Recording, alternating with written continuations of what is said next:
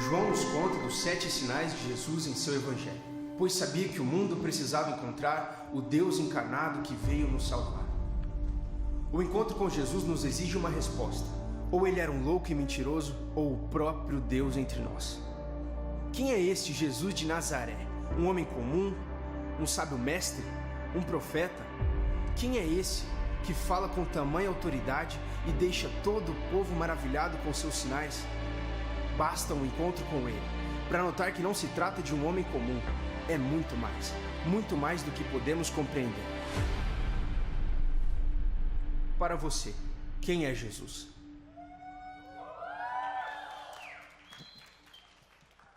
Glória a Deus. Aplaude aí, gente. Foi legal o negócio. Muito bom. Boa noite. Graça, misericórdia e paz do nosso Senhor Jesus. Amém? É muito gostoso e muito gratificante poder ministrar sobre esse tema, né, que são os 7 sinais sobre Jesus, a respeito da divindade de Cristo, que mostram, né, quem era Cristo, que fazem nos crer em Cristo. E é muito gostoso. E na hora de escolher os temas, isso fica um pouco mais difícil para a gente, porque é algo que nós ficamos apaixonados por essa carta, nós somos apaixonados pela pessoa de Cristo e apaixonados por tudo o que Jesus fez. E nessa noite nós iremos estudar, então, você pode abrir a sua Bíblia já, no livro de João, no Evangelho de João, no capítulo 2. Vou falar um pouco sobre o casamento, né, que houve lá em Caná, na Galileia, mas também vou falar um pouco do que nós já vimos, daquilo que a carta de João, que o Evangelho de João nos apresenta e nos mostra. Mas esse tema, ele foi muito propício e ele foi totalmente providenciado pelo Espírito Santo para a sua vida.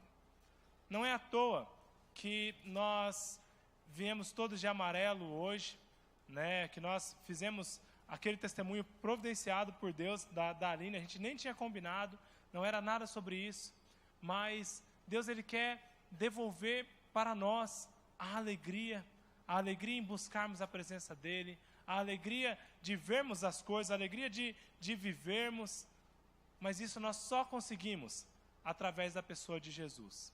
Então abra sua Bíblia aí, no Evangelho de João, capítulo 2.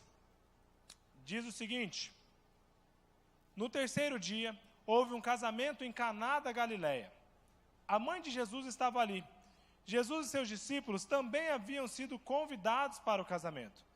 Tendo acabado o vinho, a mãe de Jesus lhe disse: eles não têm mais vinho. Respondeu Jesus: que temos nós em comum, mulher? A minha hora ainda não chegou. Sua mãe disse aos serviçais: façam tudo o que ele mandar. Ali perto havia 6 potes de pedra, do tipo usado pelos judeus para as purificações cerimoniais. Em cada pote cabiam entre 80 e 120 litros. Disse Jesus aos serviçais: encham os potes com água. E os encheram até a borda.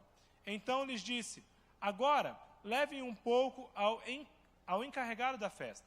Eles assim fizeram, e o encarregado da festa provou a água que fora transformada em vinho, sem saber de onde este viera, embora o soubessem os serviçais que haviam tirado a água.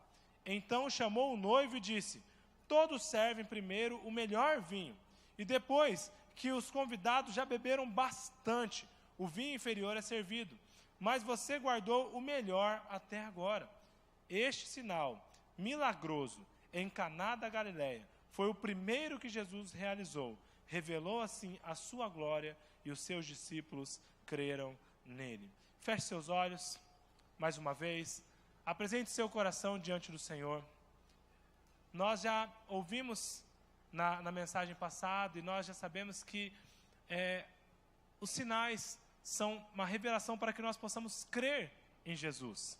E crer em Jesus é a chave para a vida. É a chave para uma vida abundante, para uma vida plena. Fale com o Senhor nessa noite. Talvez você está vindo hoje aqui pela primeira, segunda ou terceira vez, você é um dos nossos convidados, e você está achando tudo muito diferente, não está entendendo muita coisa, sabe quem é Jesus por causa da religião tradicional, da religião da sua família, por causa dos seus amigos, por causa da televisão, dos desenhos, de tantas outras coisas, por causa da nossa cultura. Mas você não conhece verdadeiramente Jesus. Você sabe quem Ele é, você já ouviu falar, acha que Ele é um profeta, alguém histórico, mas você ainda não crê nele verdadeiramente. Peça para que o Espírito Santo fale com você nessa noite. Espírito Santo, em nome de Jesus, visita os nossos corações mais uma vez, enche as nossas vidas de dentro para fora e tira tudo aquilo que nos impede de buscar ao Senhor. Queremos agora, ó Pai, meditar na Sua palavra. Fale conosco, ó Deus, em nome de Jesus. Amém. Havia um casamento lá em Caná, da Galileia. Quem já ouviu essa mensagem em algum casamento aqui? Quem já foi em um casamento e o pastor pregou sobre isso? Algumas pessoas. Ou já ouviu esse texto também, alguém pregando sobre isso? Até eu, né? Já ministrei sobre esse texto, sobre esse milagre, esse sinal. Esse é um texto muito usado, é algo muito valioso e é muito importante nós estarmos sempre meditando. Mas hoje, nós queremos falar sobre fé, sobre crer em Jesus, sobre a chave para a sua felicidade, sobre a chave para você ter um encontro com Deus, sobre a chave para você ter uma vida plena. Essa chave é você crer em Jesus. Somente quem crê pode ter alegria completa, como a Aline comentou aqui. Né? A Aline Rabelo, cadê? Já foi embora? Está aí sentada, não estou vendo porque fica a luzona assim, né? E eu gosto do escurão assim, mas não dá para ver. Já vi lá. A Aline falou aqui do testemunho dela, foi muito legal, eu nunca ouvi, na verdade. Ela até perguntou se eu já ouvi alguma vez. E a chave para que a Aline fosse resgatada da tristeza, da depressão, foi a fé. Foi crer em Jesus, foi crer que ela teria um encontro com Jesus. Mesmo no meio da tristeza, mesmo no meio da dificuldade, mesmo olhando para as circunstâncias, olhando para tudo, ela cria que um dia ela iria se encontrar com Jesus. Talvez você possa passar por muitas dificuldades. Você pode estar sendo perseguido, difamado, com uma enfermidade ou triste demais. Mas você não pode deixar de crer em Jesus. O Evangelho de João, e na semana passada, o pastor Yuri ministrou uma coisa que mudou a minha pregação do domingo de manhã. Ele falou sobre a identidade de João.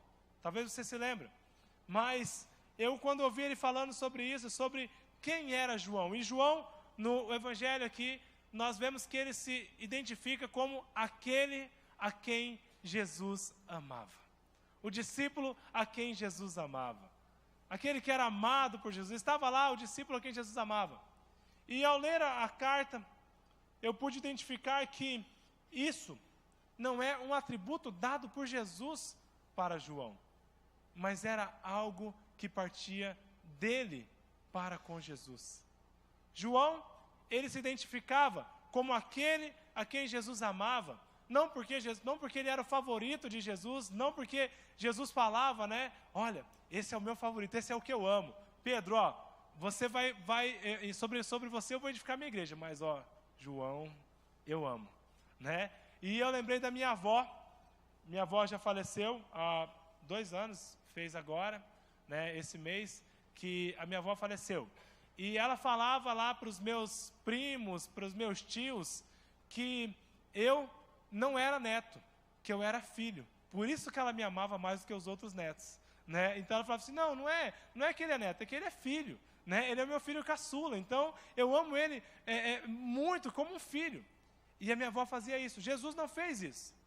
Jesus não falava para João, olha João, você é o meu caçulinha, porque ele tinha 15 anos de idade, né? Então ele não falava para João, eu te amo mais do que os outros porque você é o meu filho caçula.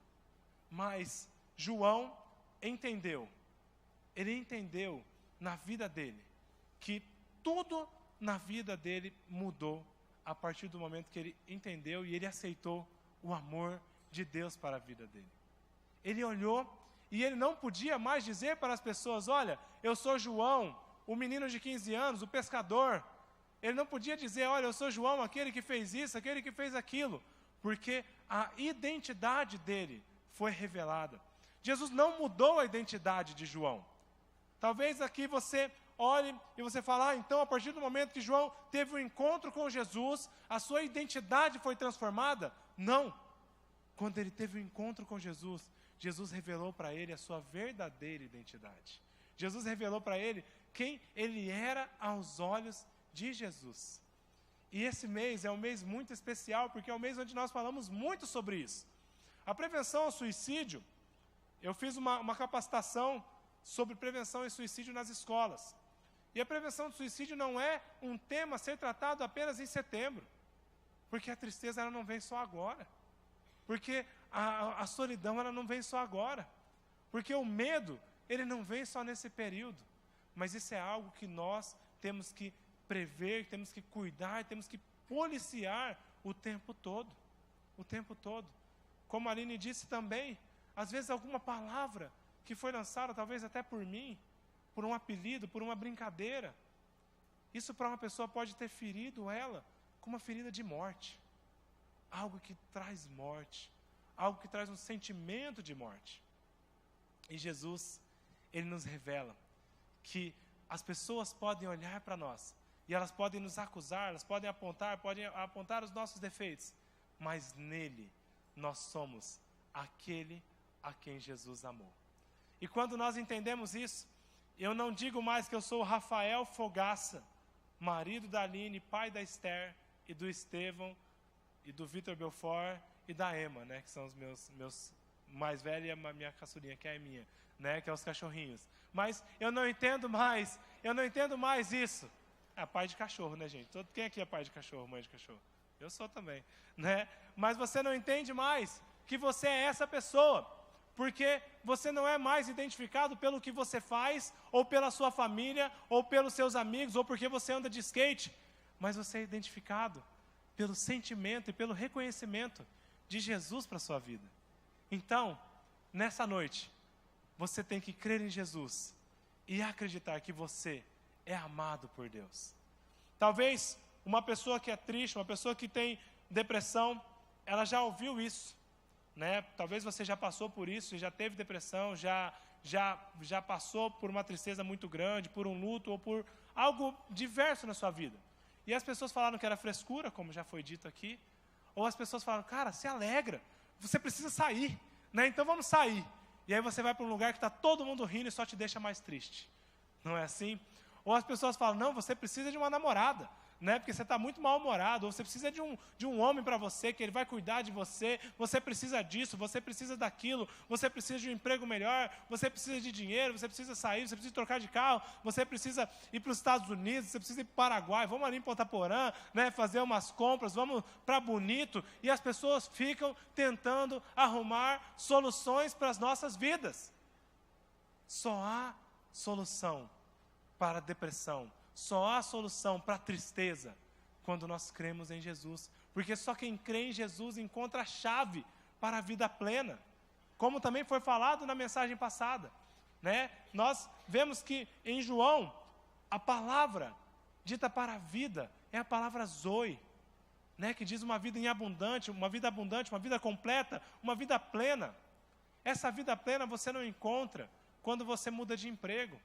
Talvez você, assim como eu, né, já começou lá e trabalhou desde cedo, né, e você era um office boy, talvez, ou um mirim, ou um cidem, ou um menor aprendiz, e vários outros nomes que tem, né, e aí você era uma pessoa assim, e aí você falava assim, olha, quando eu for promovido, quando eu mudar de emprego, vai ser muito melhor, né, porque quando eu mudar de emprego, eu vou ter mais dinheiro, né, ou então quando eu começar a trabalhar, eu vou ter minhas roupas, eu vou sair, eu não vou depender de ninguém, e aí sim eu vou ser feliz, né? E aí você pensa nisso, e aí você começa a trabalhar, e descobre que você só começa a pagar conta, né? Que só vem mais conta, e aí só vem boleto, e aí você já não sabe de onde que vem mais, e aí alguém usa seu cartão de crédito por você, e você fala, cara, como que vem uma fatura desse tanto assim, né? E aí você faz isso e não encontrou a vida plena, não encontrou nisso.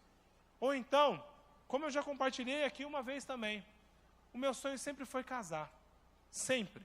Desde quando eu tinha 12 anos, eu acho, assim, sempre desde os 12, né?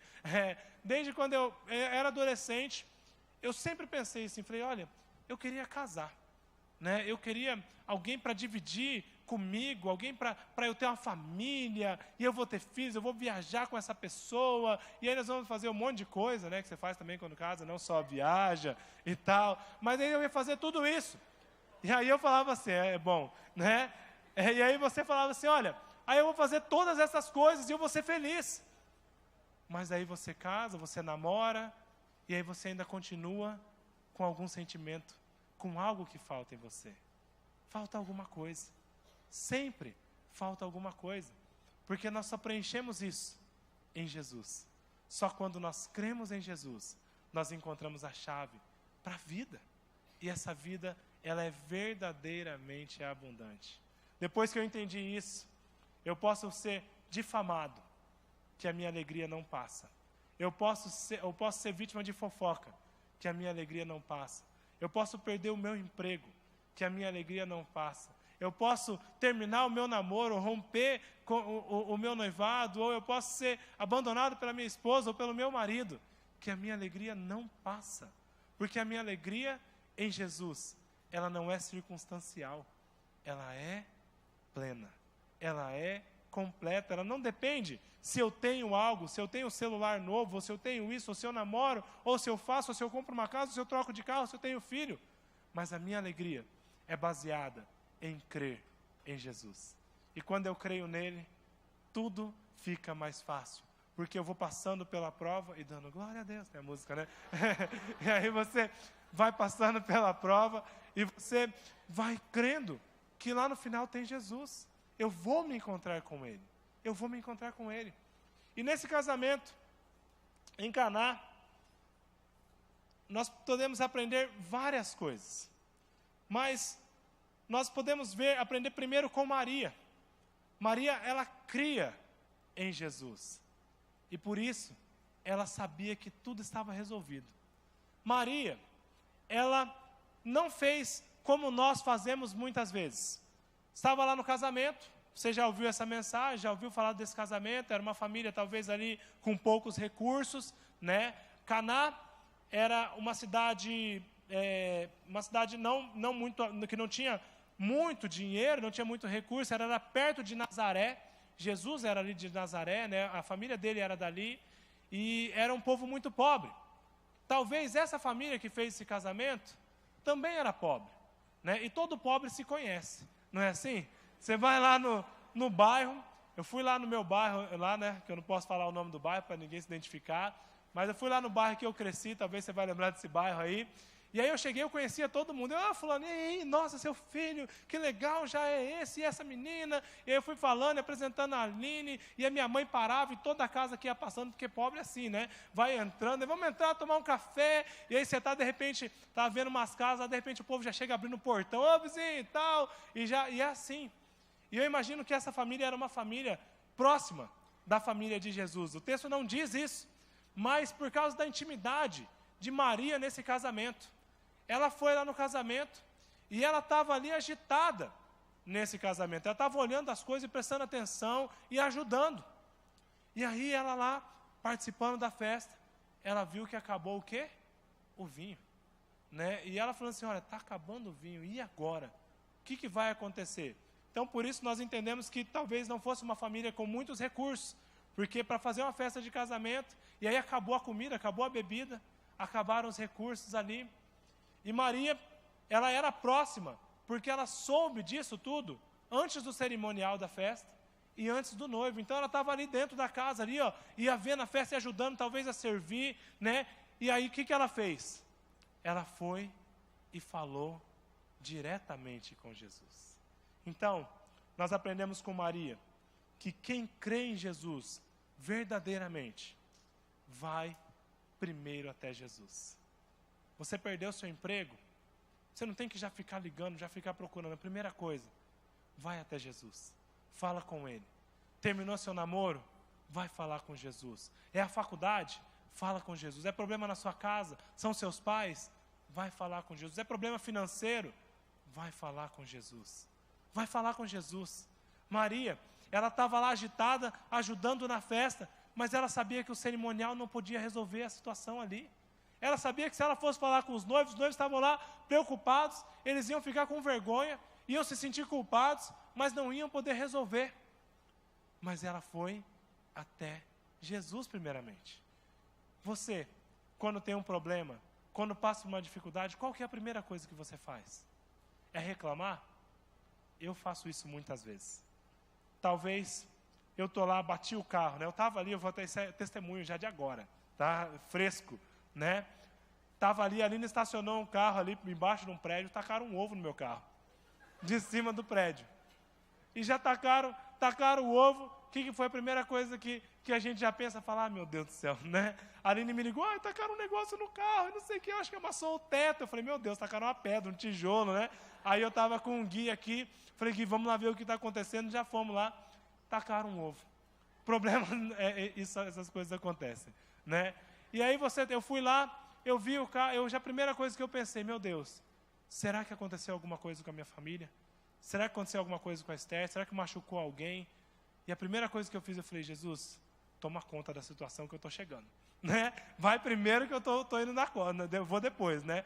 Dá o primeiro que eu chego e cubro depois. Aí eu fui, cheguei lá, e Deus já tinha tomado conta de tudo, era só um ovo.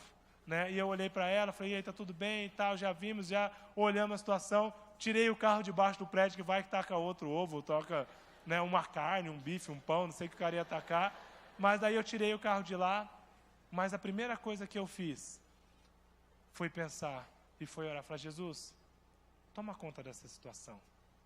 Eu estava aqui ocupado com as coisas do culto, eu estava aqui resolvendo as coisas do culto, mas nós entregamos todas as situações para Deus. Tudo, tudo.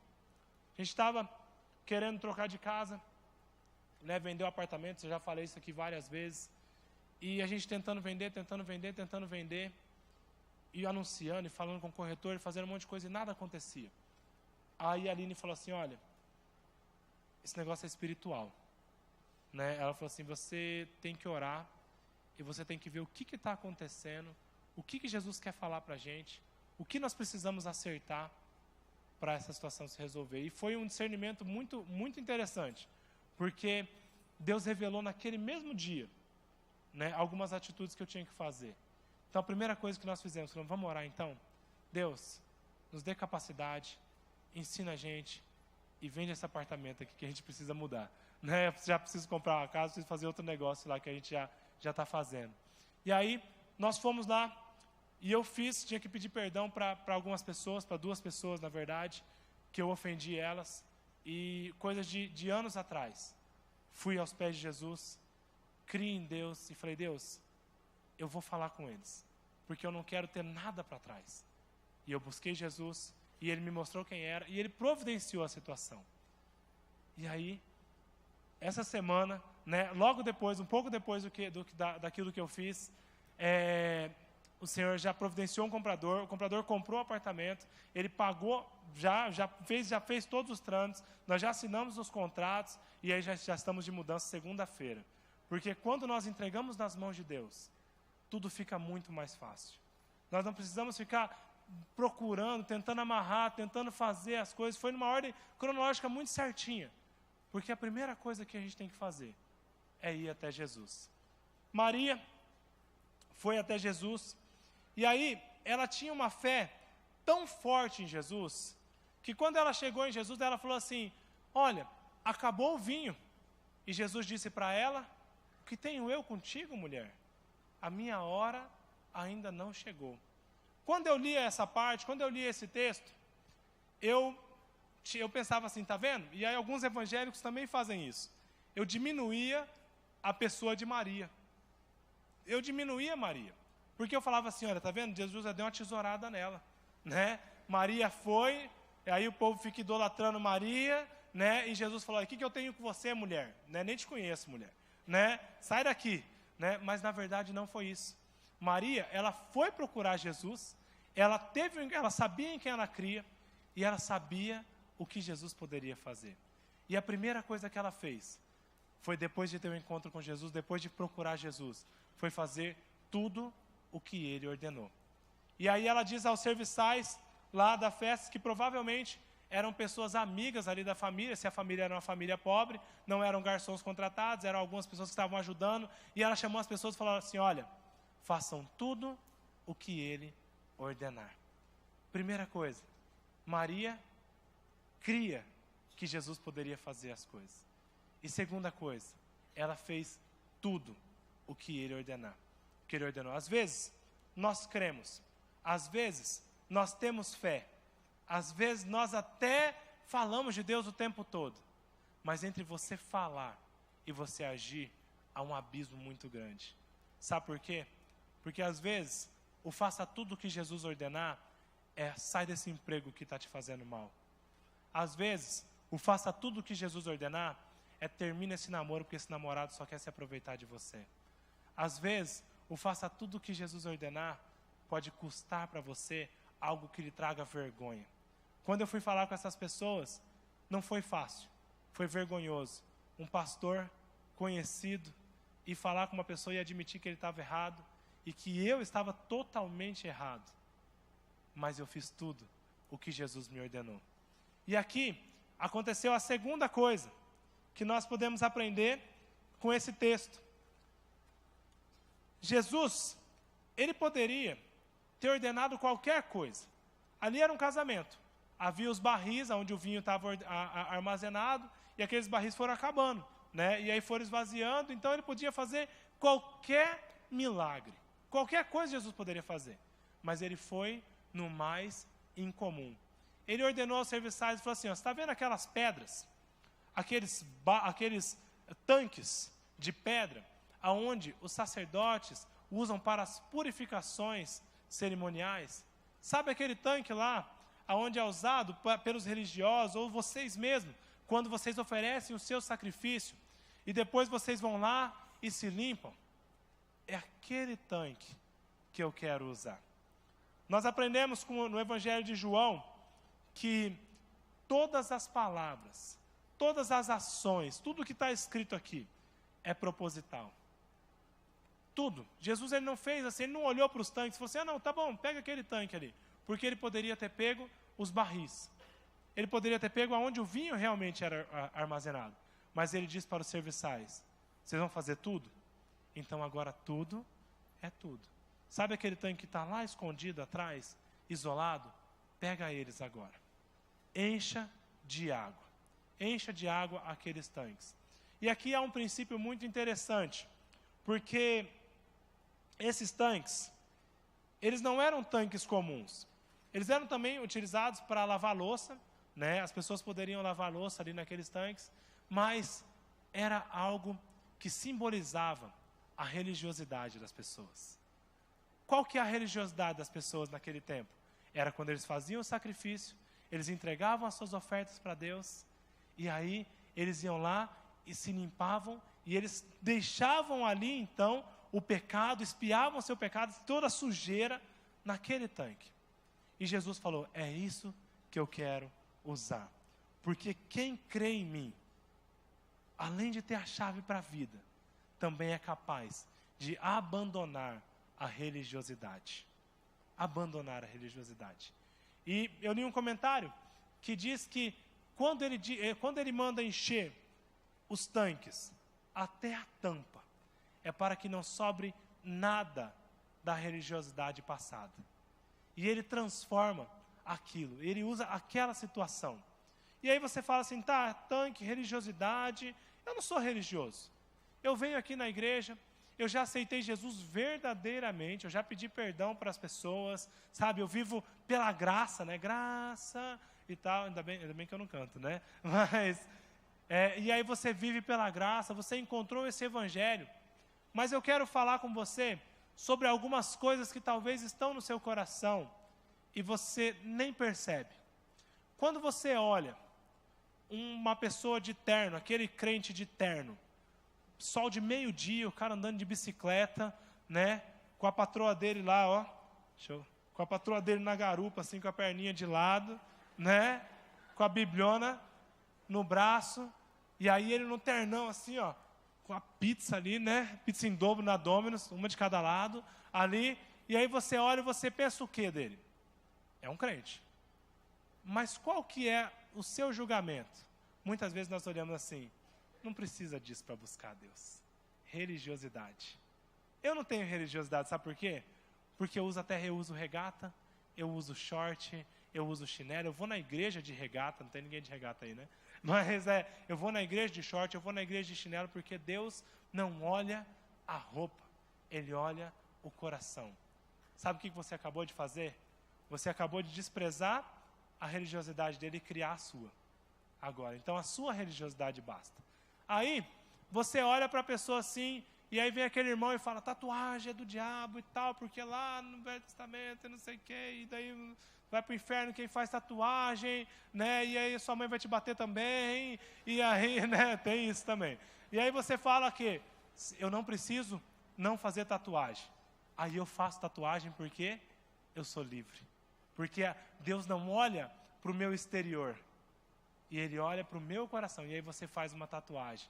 E aí você fala assim, tá vendo? Como eu sou livre, eu não uso terno e eu faço tatuagem. Aí você olha para aquela pessoa, né, que vai para o outro extremo. Você vê aquela irmã, aquele irmão lá, aquela irmã que usa umas roupas meio curtas, né, que fica subindo, aquela fica descendo, e aí você olha para ela assim, e aí você olha para ela e você fala assim, não merece buscar a Deus, porque olha a roupa que ela veio para a igreja. A minha roupa não é um terno, mas ela não é tão indecente assim, olha o meu decote, eu ponho até uma blusinha por baixo, né? Eu uso a blusinha aqui, mas eu uso uma manguinha aqui por baixo, né? Eu uso um shortinho por baixo da saia, e aí você cria o quê? Outra religiosidade. E Jesus está falando para você nessa noite, se você crê nele verdadeiramente, você vai adorá-lo de terno, de regata, de chinelo, com tatuagem, sem tatuagem, com perna, sem perna, com braço, com cabelo, sem cabelo, do jeito que você estiver. Mas o que importa é você se entregar verdadeiramente para Ele. Não importa o jeito que você busca, não importa a sua roupa de verdade, desde que você aceite a fé do outro. Desde que você olhe para o seu irmão que está lá na bike de terno marrom, né, geralmente uns 3 números acima ali, né, meio-dia, pedalando, indo para a igreja, cara, feliz da vida. Está feliz porque ele foi salvo, porque ele encontrou Jesus e Jesus mudou a vida dele. Isso é o que importa. Essa é a verdadeira religiosidade. E sabe o que Jesus faz com esse pote, com esse tanque? Ele enche de água até a tampa, até em cima. Mas aí ele transforma essa água em vinho. E o vinho, ele simboliza 2 coisas. Primeiro, ele simboliza a alegria. E não é à toa que nós estamos falando de alegria hoje. Porque Jesus, ele restaura, ele devolve a alegria de viver. A alegria de vir à igreja. Talvez você perdeu a sua alegria. Talvez você, como a Aline falou, e eu vou citar a Aline toda hora agora, porque foi muito legal o testemunho dela, né? Talvez você, como a Aline falou, você cresceu na igreja, você foi criado aqui, sua família é daqui desde sempre, mas acabou, você não tem mais alegria, você não tem mais vontade. E aí o louvorzão aqui, ó, para cima, na adoração, e aí você não consegue mais fazer nada, porque o seu coração já está endurecido demais. Você já se decepcionou com o pastor, você já se decepcionou com o ministério, você já se decepcionou com a sua célula, você já se decepcionou com a liderança, você se decepcionou com tantas coisas, e aí não tem mais alegria.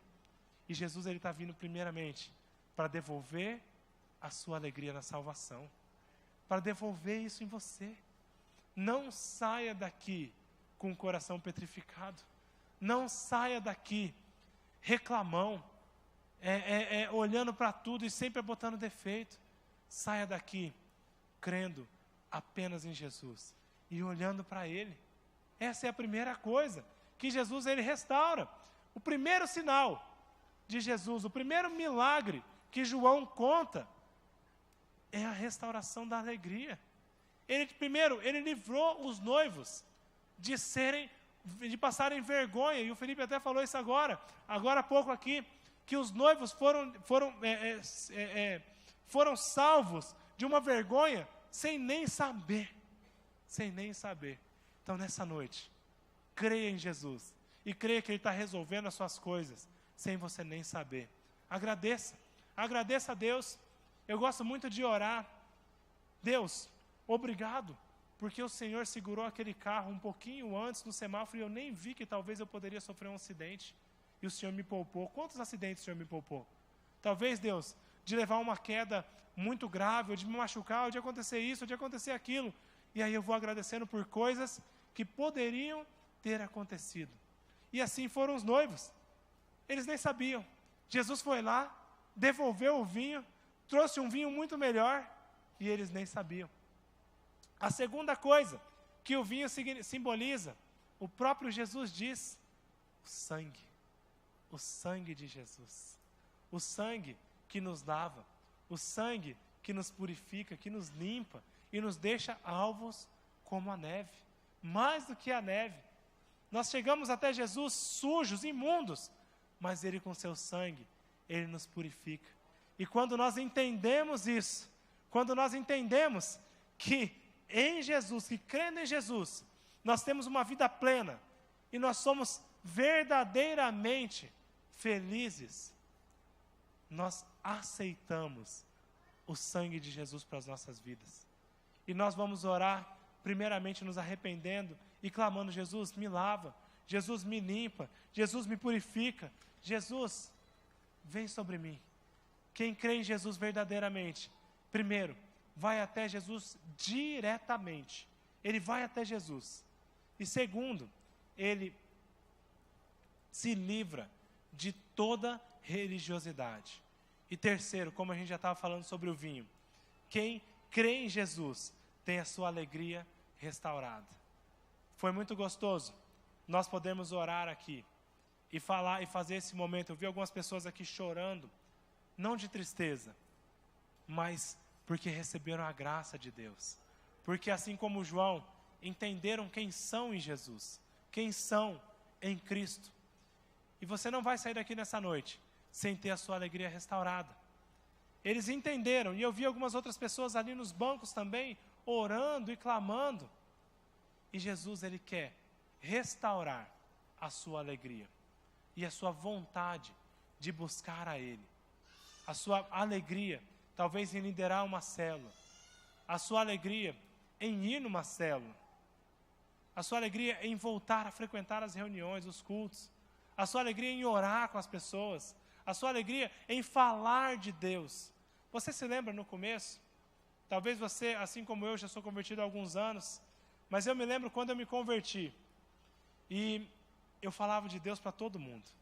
Né? Eu chegava lá no meu serviço, na minha escola, lá no meu colégio, para minha família, para minha avó, para o meu avô, para os meus tios, para minha mãe, né? Para todo mundo. E eu falava, olha, Jesus é diferente, vamos lá na minha igreja, porque a minha igreja é muito legal. E eu não sabia direito como evangelizar, né? Eu não sabia muito falar de Jesus e tal. Eu falava, cara, aquela igreja é muito legal, você tem que ir lá, porque lá a gente sente algo diferente. E lá eu vejo que Deus fala com a gente de verdade. Aí eu vi aquele pastor lá, né? Um meio indinho assim, que ele pregando, e ele é engraçadão, e ele fala das coisas assim, na linguagem da gente, né? Que era o pastor Ronaldo, né? E aí eu entendo tudo que ele fala.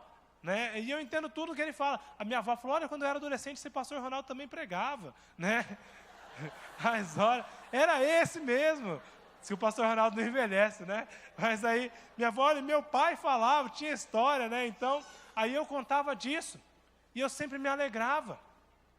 E você?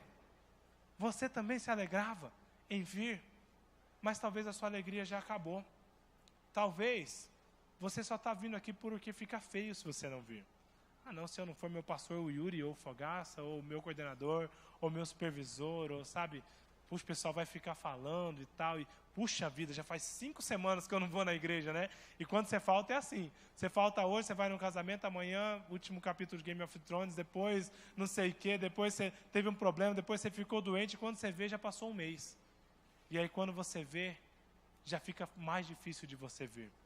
E nessa noite é uma noite de restauração, de alegria também sobre a sua vida. Creia em Jesus, que Ele vai devolver em você a alegria da sua salvação. Ele vai lavar a sua vida. Ele vai te encher e Ele vai te inspirar de novo.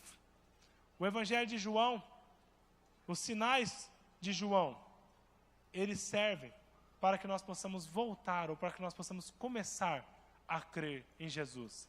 E lá no final do texto, no versículo 11, diz o seguinte: este sinal milagroso em Caná da Galileia foi o primeiro que Jesus realizou. Revelou assim a sua glória, e os seus discípulos creram nele. Eu quero que você feche seus olhos agora, e eu quero orar com você. Talvez você não é membro dessa igreja, talvez você está apenas vindo hoje aqui, foi um dos nossos convidados, ou você está vindo aqui há muito tempo, mas você ainda não teve um encontro com Jesus. E aí cada palavra que você ouve, cada música que fala, te deixa, você fica até falando, olha, isso é muito legal, eu quero falar para as pessoas, vão lá para a minha igreja, mas você ainda não aceitou a Jesus como seu Senhor e Salvador. E nessa noite nós queremos fazer um convite para você que ainda não aceitou Jesus como seu Senhor e Salvador. Você pode estar vindo na igreja, você pode ir na célula, você pode ir até na vigília, você pode fazer muitas coisas, mas se você não crer em Jesus e não aceitá-lo como seu Senhor e Salvador, você nunca vai ter a certeza que a Aline compartilhou aqui no começo, de quando isso tudo acabar, você ter um encontro com Ele. Não é religião, não é você apenas mudar de roupa, ou mudar de culto. Você ia na missa, agora você vai no culto, ou você ia no outro culto, e agora você vem nesse, ia numa reunião, agora você vai na outra. Nós estamos falando aqui de entregar a sua vida para Jesus. Continue com os olhos fechados, eu quero chamar o Felipe aqui. Amém.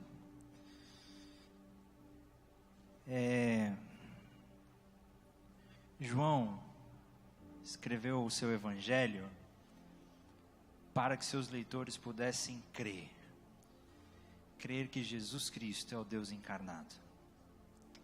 C.S. Lewis, ele escreveu que se o evangelho não for real, se Jesus não for real, então não importa muita coisa.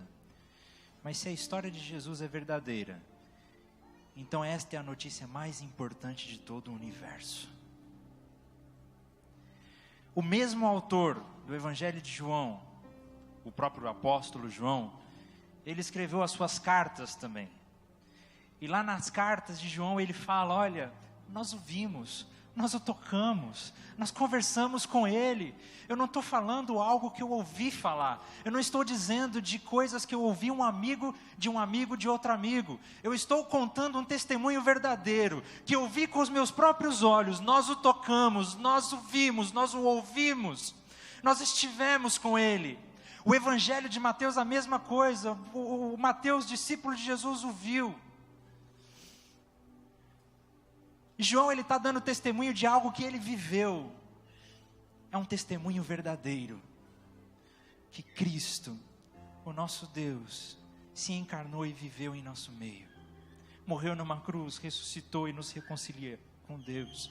E é por isso que João escreve o seu evangelho, dizendo, nós o vimos, nós o tocamos, ele é o verbo de Deus encarnado, ele é o próprio Deus que viveu entre nós.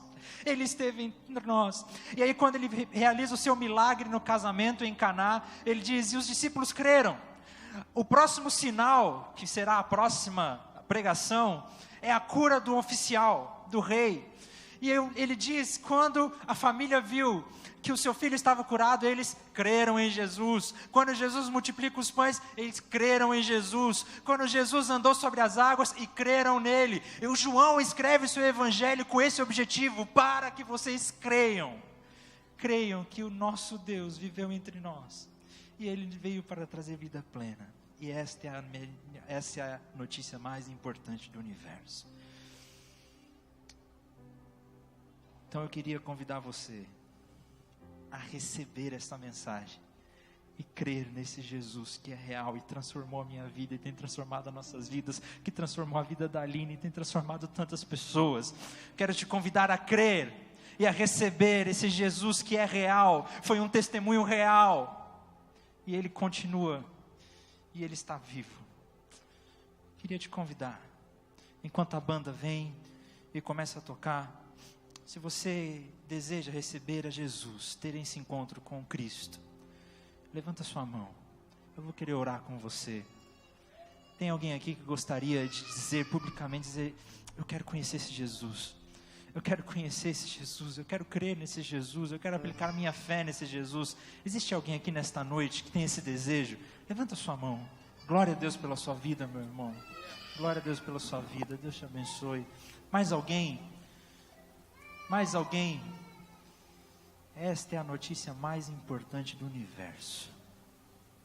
Deus entre nós, que quer te trazer vida plena.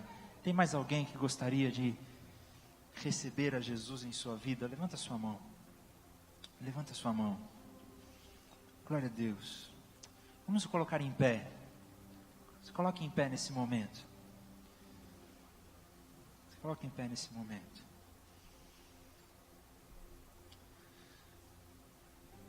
Queria orar. Feche seus olhos. E se você tem esse desejo de receber a Cristo, entregar a sua vida para Ele, ore junto comigo, em voz baixa mesmo. Oh Jesus, Senhor Jesus, eu tenho caminhado e andado com esse vazio que o Rafael Fogaça disse. Senhor Jesus, eu reconheço, eu arrependo dos meus pecados, que tenho me separado do Senhor, e eu te recebo na minha vida nesta noite. Vem habitar em mim, transforma o meu interior, me traga e me dê esta vida plena que o Senhor nos oferece no Teu Evangelho. Eu creio em Ti, dedico a minha vida ao Senhor. Obrigado, Jesus, em Teu nome. Glória a Deus. Eu queria convidar você que levantou a mão, você que deseja receber Jesus, vem aqui na frente, para que a gente possa orar junto. Vem aqui, glória a Deus. Uma salva de palmas, gente. Para Deus, glória a Deus pela sua vida, meu irmão. Glória a Deus. Você quer receber Jesus? Vem aqui para a gente orar e cantar junto. Glória a Deus. Glória a Deus. Esse é um passo muito importante que você dá na sua vida. É um passo muito importante de uma nova caminhada. Glória a Deus. Feche seus olhos. Vamos orar mais uma vez. Obrigado, Deus, por esse momento. Obrigado por estas vidas que desejam receber o Senhor nesta noite. Venha ao nosso encontro. Se revele a eles, Deus, assim como o Senhor tem se manifestado a nós. Que o Senhor possa fazer parte da vida deles e trazer essa vida plena que o Senhor nos oferece. Nós te louvamos, nós te glorificamos.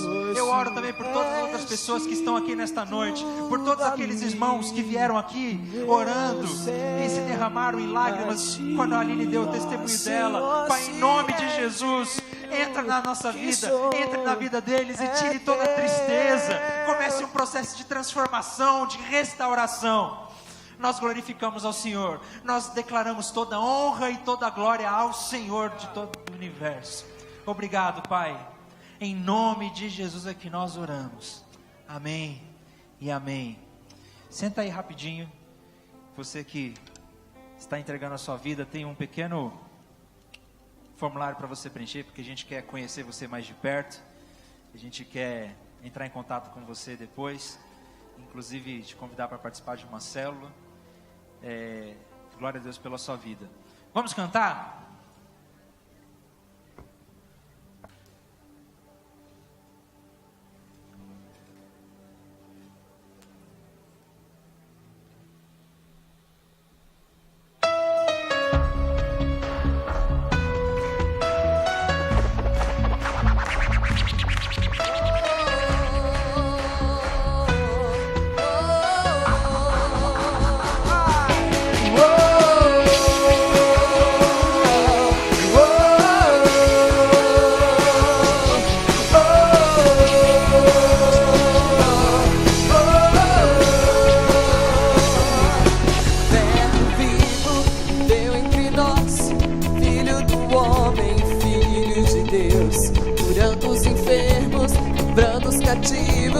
Era chegado o reino de Deus.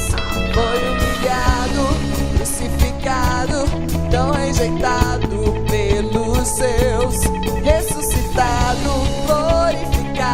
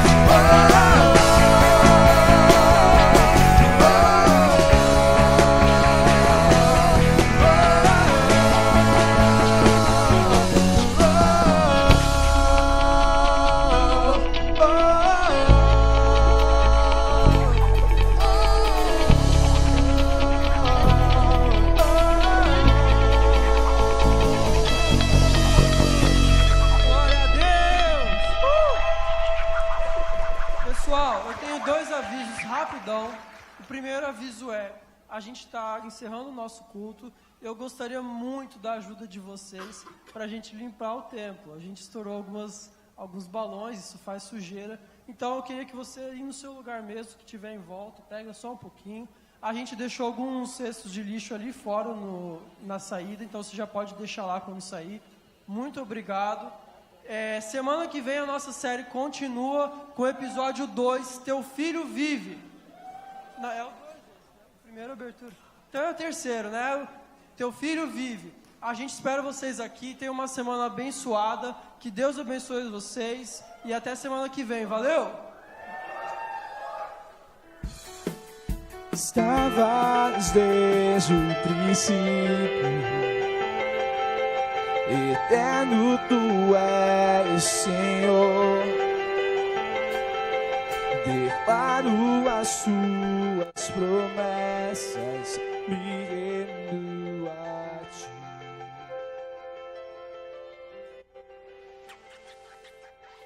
Antes que